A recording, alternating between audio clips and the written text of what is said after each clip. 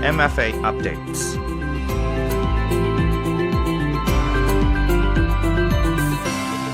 Hello สวัสดีค่ะ Welcome to MFA Update. This is a weekly program where we talk about Thailand's foreign affairs and activities. And you're here with me, Grace Nishaka Phumi. Today we have the special guest, Kun Worawut Smuthkalin, Minister Counsellor at Mekong Cooperation Unit, Office of the Permanent Secretary, Ministry of Foreign Affairs. He will discuss the Thailand's projects funded by the Mekong Lancang Cooperation Special Fund. The foreign affairs that matter. Special guests from the Ministry of Foreign Affairs. This is the MFA updates. My name is Worawut Smuthkalin. I'm actually part of the Mekong Cooperation Unit, which is a new unit at the Office of Permanent Secretary at the Ministry of Foreign Affairs. All right, so I would like you to first tell us about the cooperation frameworks in the Mekong sub-region, especially the Mekong Lancang Cooperation or MLC, please. Of course. First of all, let me explain that our Mekong sub-regions is actually considered the heart of the Thailand foreign policy. So during the past several years, actually country outside the region, especially major power, has paid more attention to our sub-region. So with no surprise, you could see that there are a lot of cooperation frameworks in sub-region that came out of it, and including ACMEX, which actually is the only homegrown cooperation framework that has 5 Mekong countries in this framework. And in addition to this, we also have other frameworks such as GMS, Greater Mekong Strategies, MRC, Mekong River Commission, Mekong ROK Cooperation, or Mekong South Korea Cooperation, Mekong Japan Cooperation, Mekong U.S. Partnership, and Mekong Ganga Cooperation or Mekong country cooperation with India. And last but not least is what you just asked me is a Mekong Lancang Cooperation or MLC. So of course the Ministry of Foreign Affairs, we paid a lot of attention and greater significance to fostering synergies and complementarity among this framework so that we can together push forward the development of the sub-region in a sustainable manner. But let me explain a little bit in particular on the Mekong Lancang Cooperation or MLC. It's actually a newbie cooperation composed of 6 member countries, Thailand of course, and then Cambodia, Laos PDR, Myanmar, Vietnam, and China. It's already been set up for about 7 years, and Thailand was the country that actually initiated this idea and also pushed forward for this framework cooperation establishment. In the end, we just had the first foreign minister meeting of MLC in 2015 at Jinghong, Yunnan province in China. And then on 23rd of March 2016, we had the first MLC Leaders Summit in Sanya, Hainan province. So the leaders of the MLC country agree that from then on, every year, the week that has the date of 23rd of March falls into it, we consider it's a MLC week. Last but not least, I just have to say something about the cooperation in MLC. For MLC, we have 3 pillars. The first one is on politics, the second one on economics, and the third one is on social aspect. We also have 5 main areas of cooperation. The first one is on connectivity. The second one is on production capacity. The third one is on the cross-border economic cooperation. The fourth one is the water resource management. management, and the last one is on agriculture and poverty reduction. All right. Sounds like a very interesting cooperation, and it's new to me actually. Yes, of course. Even though it's just set up 7 years ago, but a lot has been going on, and it's actually considered a very progressive cooperation. I want you to explain further, like what is the Mekong Lancang Corporation Special Fund or MLCSF? And where did it come from? And also, how is it beneficial to Thailand and the Mekong sub-region? Of course. MLCSF, you just said Mekong Lancang Corporation Special Fund a bit long.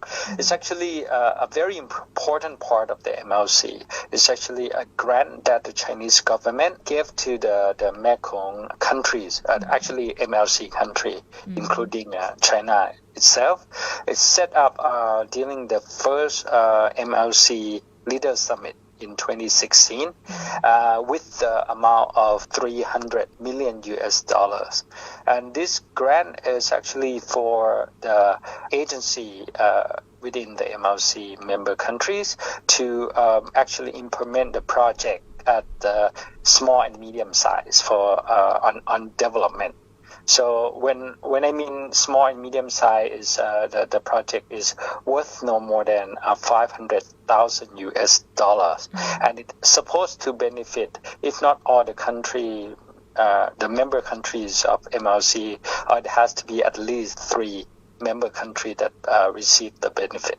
Normally, the MLCSF will actually announce the application each year, and then also announce the result of the project that received the fund of the previous year during the second quarter of each year. But in addition, during the COVID-19 pandemic, the Chinese government also put aside some special fund for the project on public health in the particular under what we call MLCSF for public health. For the normal procedures for applying for this fund, first the Chinese side will inform the Ministry of Foreign Affairs of Thailand, and then the ministry will inform other agency at the ministerial level. When the agency that interested in actually propose the project, they can fill out the form that actually the Chinese side provided, and then submit the proposal through the ministerial level.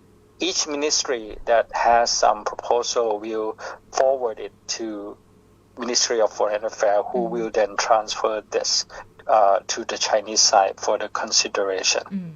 And then, of course, in the following year, the announcement will be made, and then the project implementation can begin right after there's a signing of MOU between the ministerial level agency of Thailand and the Chinese embassy in Bangkok, and then Chinese side will transfer the funding to the implementing agency. In all, I have to say, up to present, there are 666 projects that received the fund from 6 member countries. In all, like 3 pillars and 5 main areas of cooperation, as well as other cooperation that might find like a mutual interest of the countries in the sub-region, such as environmental protection, as well as what I just mentioned, the public health. So it's 666 projects Yes, far from all the countries in the corporation, right? Yes, since the funding was established. And what about the Thai projects supported by the MLCSF? Like, can you provide us with more details on these projects? Of course. Well, up to now, for Thai projects, we received the fund in actually altogether 59 projects from the 11 actually ministerial level agency, including Ministry of Science and Technology, Ministry of Industry, Ministry of Commerce, Ministry of Education, Ministry of Public Health, Ministry of Natural Resources, Ministry of Interior, Ministry of Tourism and Sports, Ministry of Agriculture, as well as Ministry of Foreign Affairs, and the last one is what we call Office of National Water Resources. The latest year of the project, which is the project for the year 2022, Thai project got approved in total 18 projects from 7 implementing agencies. I could say there are quite a few interesting projects. For example, there's one project on youth exchanges with regard to the water resource management, as well as on how to become SME entrepreneur. The other one is on how to promote water-related technology, which can help reduce the problem of the climate change. There's another one on how to promote the innovation hub, innovation corridor of the country in the sub-region. Another one is on how to actually increase the capacity. It's like a capacity building in terms of the food security. Some of the audience might hear about this. On 23rd March this year, just recently, less than 2 weeks ago, the Ministry of Foreign Affairs of Thailand, in cooperation with the Chinese Embassy in Bangkok, we just actually had organized the launching ceremony of the Thai projects that received the fund for 2022 during the MLC week of this year. And we invited the implementing agency, the Thai agency that received the fund, to share their information and on how they're going to implement the project, so it can benefit the people of the sub-region.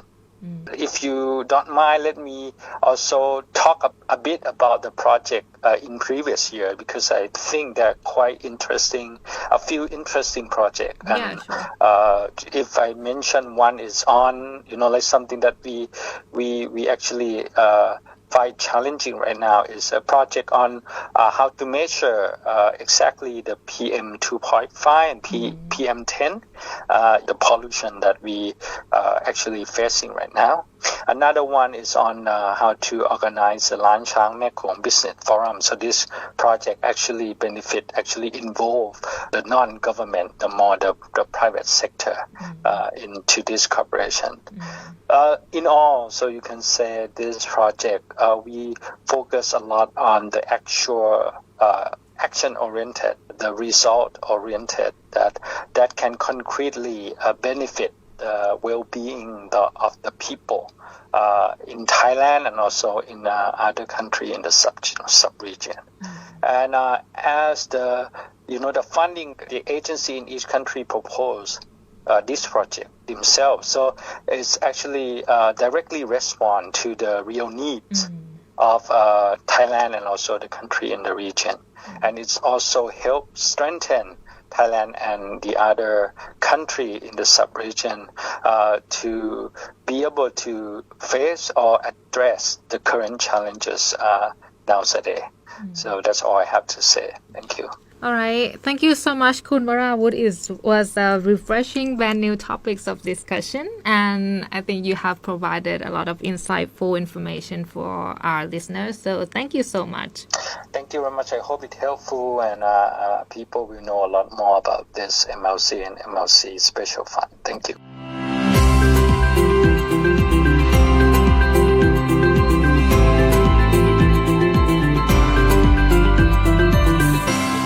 Was Kun Worawut Smuthkalin, Minister Counsellor of Mekong Cooperation Unit at the Office of the Permanent Secretary, Ministry of Foreign Affairs, on the Thailand's projects funded by the Mekong Lancang Cooperation Special Fund. With that, we conclude the program for this week. If you want to listen to the previous episodes of the MFA Update, you can visit the YouTube channel MFA Thailand, or you can check out our Facebook page, FM88 Radio Thailand English. Thank you so much for listening, and I will see you next time. I am Grace Nishaka Phumi. Have a great day and a restful weekend. สวัสดีค่ะ MFA updates